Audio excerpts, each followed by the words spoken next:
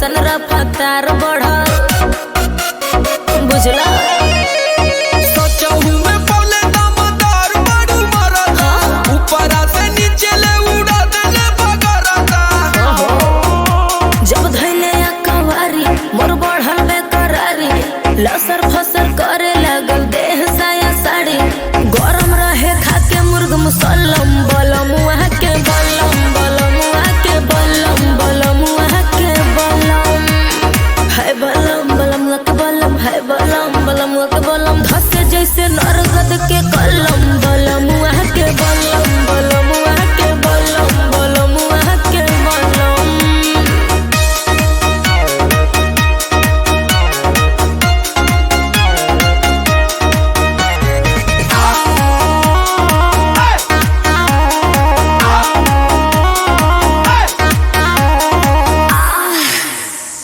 एक बार भइल ना भोरे ले